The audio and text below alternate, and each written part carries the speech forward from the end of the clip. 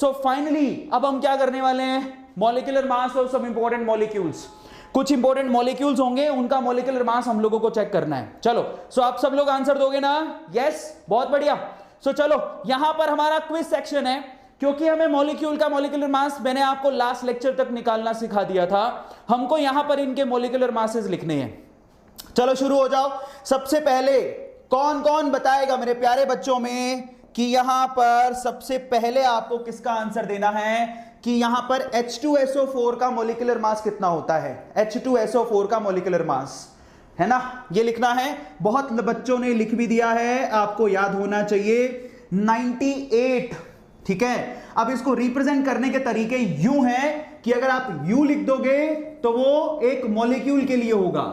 ठीक है, ये मैंने आपको लास्ट टाइम पे बताया था। और अगर आप ग्राम पर मोल लिख दोगे तो वो किसके लिए होगा? ऑब्वियसली किसके लिए होगा? 1 मोल मॉलिक्यूल के लिए होगा। ये मैं आपको लास्ट टाइम पे बता चुका हूं, 1 मोल मॉलिक्यूल के लिए होगा। सबको क्लियर है? 1 मोल मॉलिक्यूल के लिए होगा। और एक और बात, अब आप कहेंगे सर इसको याद क्यों करा रहे हो? तो बेटा याद करना पड़ेगा। क्यों? क्योंकि क्वेश्चन में बहुत बार ऐसा होता है कि आपको मॉलिक्यूलर मास निकालने के लिए टाइम खराब करना पड़ता है। इसकी बजाय अगर आपको सीधे मगअप है so that will help you lot. और निकालना तो बड़ा आसान है, 2 हाइड्रोजन तो कितना हो गया? 2 उसका हो गया। सल्फर का 32 होता है, 32 और 2 34, और यहां पर ऑक्सीजन का 16 64, 64 और 34 कितना होता है? 98। निकाल तो हम सकते, लेकिन जिसको याद होगा विनर वही होगा, क्योंकि निकालने के लिए टाइम चाहिए और टाइम खराब करोगे पेपर में तो आपका पेपर रह जाएगा। अब आ जाओ आगे। नेक्स्ट हमारे पास है HCl। बहुत आसान है, Cl का 35.5 एंड दिस ये हो गया 36.5। ठीक है, बहुत बढ़िया, काफी लोगों ने लिख भी दिया है। जो लगातार लिख रहे हैं वो लिखते जाओ, चैट सेक्शन में देख भी रहा हूं। ठीक है, थर्ड है हमारे पास HNO3 63 ग्राम पर मोल या 63 U इसका होता है, चाहो तो निकाल के देख लो। That's really very easy. Nitrogen का 14 और 1 15 और ये हो गया 16 48 48 और 15 63। ये आंसर आ गया, बहुत ही बढ़िया। अब आ जाओ पांचवें में H2CO3। Brilliant, H2CO3। तो यहां पर ये जो H2CO3 है उसका निकालो सब लोग। तो देखो यहां पर 48 और 60 और 62 62 H2CO3। H2CO3 का कितना होता है? देखो यहां पर 16 32 16 3 48 48 और 12 60 60 और 2 62 62। तो ये बहुत आसान है, ये आपको पता होना चाहिए। वैसे 62 बहुत लोगों ने लिख भी दिया है, बहुत है बढ़िया। तो पांचवी बात, छठे नंबर आ जाओ H3PO3 H3PO4। अब हमारे पास है, हमारे पास फोस्फोरिक एसिड H3PO4, उसका कितना होता है? H3PO4 लिखो सब लोग, H3PO4। आई वॉन्ट H3PO4 बेटा, H3PO4। ये बहुत बार पूछा जाता है, कितने लोग बताएंगे? 98। बहुत बढ़िया। जो सल्फ्यूरिक एसिड का होता है वो फोस्फोरिक एसिड का भी होता है, 98। बहुत ही ब्रिलियंट। जो सल्फ्यूरिक एसिड का होता है फोस्फोरिक एसिड का भी वही होता है। जो सल्फ्यूरिक एसिड का होता है फोस्फोरिक एसिड का भी वही होता है, याद होना चाहिए। उसके बाद हमको दिया NaOH। 7 नंबर पर NaOH मेरे प्यारे बच्चों कितना होगा? 40। ये तो याद होना चाहिए। सोडियम हाइड्रोक्साइड, सोडियम का 23 23 और 1 24 और 16 40। बहुत लोगों ने लिख भी दिया है, बहुत बढ़िया। सो ये टेबल हमने पूरी कर ली, ये आपको याद होनी चाहिए। ये आपका होमवर्क है कि अगली बार हमें निकालना नहीं पड़े, हमें याद होना चाहिए। ये हमारी रिस्पॉन्सिबिलिटी है, हमारी जिम्मेदारी है। प्रॉमिस करो कि सर हम पक्का याद करेंगे, आपको टेंशन लेने की जरूरत नहीं है। प्रॉमिस करो, यस सर ये टेबल हमें याद होगी। चैट में जरूर लिखो ईमानदारी से। अब आ जाओ यहां पर कैल्शियम हाइड्रोक्साइड पर आ जाओ। तो देखो यहां पर 1 ऑक्सीजन और 1 हाइड्रोजन, तो 16 और 1 17। 17 को डबल करोगे तो 34 और यहां पर कैल्शियम होता है 40, तो कितना हो गया? 74। बहुत आसान है, तो आपको पता होना चाहिए इसका 74 होता है। NaCl का तो सबको पता है, ये 23 और 35.5, ये कितना होगा? 58.5। ये पता होना चाहिए, 58.5। बहुत बढ़िया।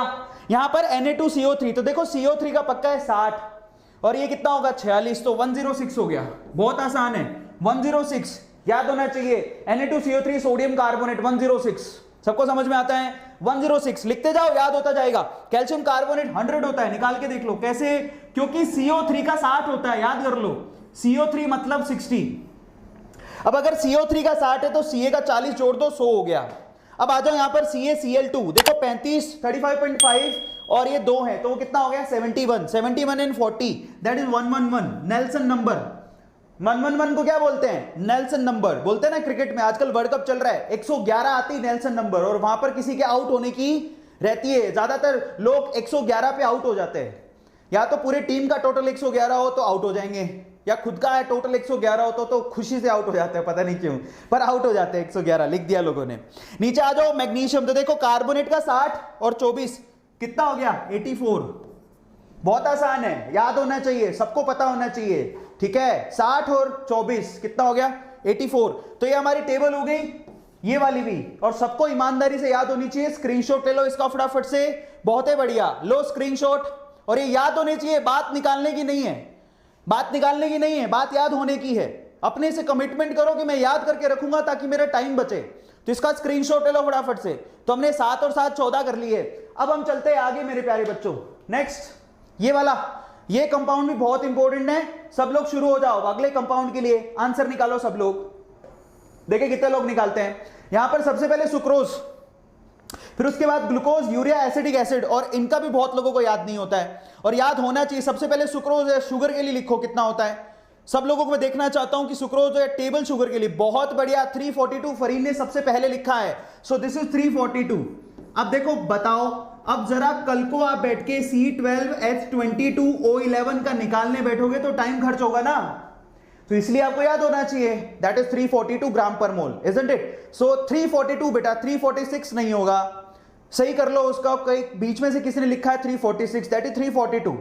342 होता है, ठीक है। और ये याद होना चाहिए, निकालना तो बहुत ही आसान है। कैसे निकालोगे इसको? 12 into 12 plus 22 into 11 plus 11 into 16, total कर लो सबका, ये आएगा 342। क्लियर है सब लोगों को? बल्ले बल्ले, क्या बात है, वेरी गुड। सो फाइनली अब आते हैं हम लोग ग्लूकोज और फ्रक्टोज। तो ग्लूकोज और फ्रक्टोज का फॉर्मूला सेम होता है, दैट इज C6H12O6, सबको पता है ये तो, C6H12O6। और अगर आप उसको निकालने बैठोगे तो आएगा 180। तरीका यही है जो मैंने आपको बता दिया, सबको समझ में आता है। 180 बहुत लोगों को पता भी है। अब चाहे ग्लूकोज हो चाहे फ्रक्टोज हो, दोनों का फॉर्मूला सेम होता है। अब आते हैं यूरिया और एसिटिक एसिड, तो बहुत आसान है। यूरिया का फॉर्मूला क्या होता है? NH2CO NH2, इसका निकाल लो, 60 आएगा। नाइट्रोजन का 14 होता है, निकाल लो। देखो 2 नाइट्रोजन है, 14 नहीं 28, 28 2 30 और 32 32, और उसके बाद कार्बन और ऑक्सीजन का और जोड़ लो, तो ओवरऑल यहां पर कितना आएगा? 60। इन दोनों का 28, तो 16 60 हो गया, बहुत बढ़िया। लास्ट एसिडिक एसिड, इसका भी कितना है? 60, ये लो। सो फाइनली हम लोगों ने कुछ मोस्ट इंपोर्टेंट, और ये पता है इंपोर्टेंट ये नहीं है कि निकालोगे, इंपोर्टेंट ये याद होने चाहिए। कल को बोले शुगर 342, समझ में आता है? कल को बोले एसिडिक एसिड 60, कल को बोले यूरिया 60, कल को बोले ग्लूकोज 180, कल को बोले Na2CO3, तो तुरंत पता होना चाहिए 106 सर, MgCO3 84 सर, समझ में आता है? इस तरह से तुरंत याद होना चाहिए, तो टाइम बचेगा। क्लियर होता है? अब